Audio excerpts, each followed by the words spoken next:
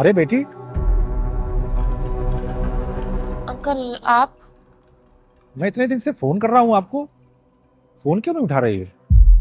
वो अंकल मैं थोड़ी बिजी थी। अरे बिजी थी वो तो ठीक है बेटा, लेकिन अचानक घर खाली करके आप लोग कहाँ चले गए?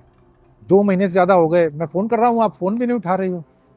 देखो, मेरे दूध के पैसे अगर आप नहीं देना चाहती हो तो वो भी बता देना मुझे।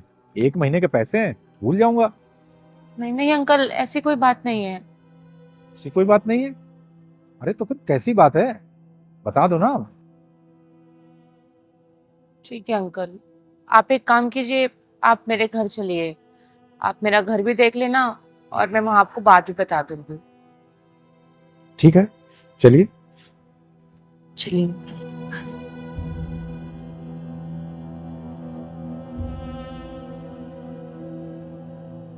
4 महीने पहले मेरे हस्बैंड की डेथ हो गई थी।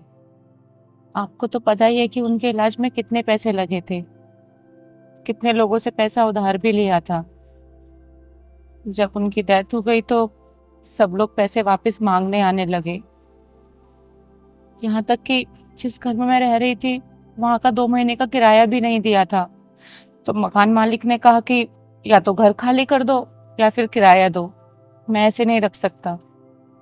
तुम्हारे हस्बैंड की डेथ हुई है तो क्या हुआ, मैं फ्री में नहीं रख पाऊंगा।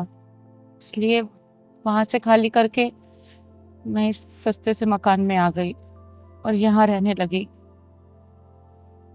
अंकल, मैं आपका फोन इसलिए नहीं उठा रही थी क्योंकि मेरे पास पैसे नहीं है। मैंने सोचा था जब भी मेरे पास पैसे होंगे मैं आपको फोन करूंगी और आपके सारे पैसे लौटा दूंगी। मेरे पास इतने ही पैसे हैं, या तो मैं अपना गुजारा कर लूं या लोगों के पैसे दे दूं। महीने के 1000-2000 बचते हैं, उसमें मैं क्या कर पाऊंगी, क्या ही लोगों को दूंगी, क्या ही मैं अपने लिए रख पाऊंगी। आप आप परेशान मत होइए, मैं आपको आपके सारे पैसे लौटा दूंगी। बस मुझे थोड़ा वक्त चाहिए अंकल। कैसी बात कर रही हो बेटी? मैंने तुम्हें बेटी बोला है, और सिर्फ बोला ही नहीं है बल्कि माना भी है। मुझे इस बात की कोई परेशानी नहीं कि तुम मेरे बाकी पैसे नहीं दोगी, बल्कि मुझे चिंता इस बात की थी कि ऐसा पहले कभी हुआ नहीं बेटी कि मैंने आपको फोन किया हो और आपने फोन उठाया ना हो। मैं बस ये जानना चाहता था कि आप लोग ठीक हो या नहीं।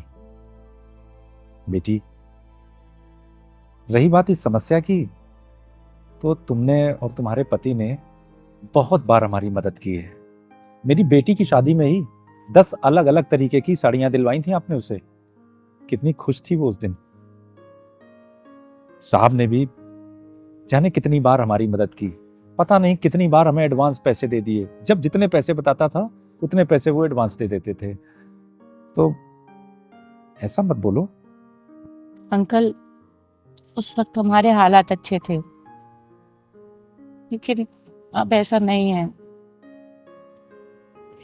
देखो बेटी, तुम्हारे साथ जो कुछ हो गया अब वो बदल तो नहीं सकता। अब तो तुम्हें ही हिम्मत रख के अपने बच्चों को भी पालना है और अपना भी ध्यान रखना है। कोशिश कर रही हूँ अंकल कि सब कुछ अच्छे से मैनेज कर पाऊँ, बच्चों को अच्छी लाइफ दे पाऊँ, लोगों के पैसे भी वापस कर दूँ। पर पता नहीं सब कुछ कैसे होगा। सब हो जाएगा बिटिया, और तुम्ही को करना पड़ेगा। अच्छा हाँ, ये बताओ, दूध कहाँ से ले रही हो? नहीं ले रही हूँ अंकल। अरे, मतलब बच्चों को दूध नहीं मिल रहा है? अंकल, मैंने आपको बताया ना अपनी स्थिति के बारे में, मैं नहीं कर पा रही हूँ कुछ भी मैनेज। अरे, क्यों नहीं कर पा रही हो ये बताओ। मैं पहले की तरह कल से 2 लीटर दूध दे जाऊंगा। नहीं नहीं अंकल, ऐसा मत कीजिए, मेरे पास पैसे नहीं है अभी आपको देने के लिए। अरे तो बिटिया, पैसे कौन मांग रहा है? हैं?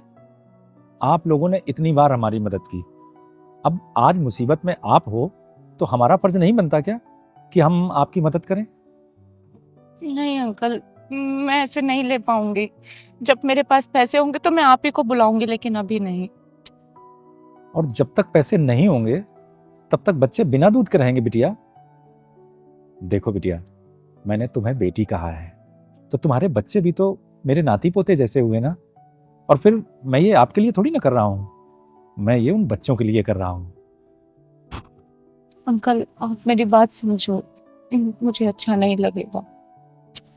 देखो बिटिया, जब आप लोगों ने मेरी बेटी को 10 तरीके की साड़ियाँ दिलवाई थी और मैंने आपको मना किया था, तो आपने क्या बोला था?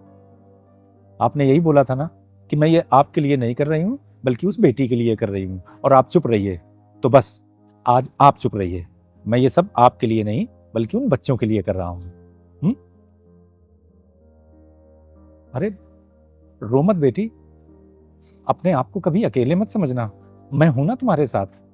और आगे से कोई भी परेशानी हो मुझे फोन कर देना, मैं तुरंत तुम्हारे पास आ जाऊंगा। तुम बिल्कुल परेशान मत हो। Thank you uncle. ठीक है, अभी मैं चल रहा हूँ और कल से मैं पहले की तरह 2 लीटर दूध दे जाऊंगा। ठीक, जी अंकल। मैं चलता हूँ, कल से आ जाऊंगा।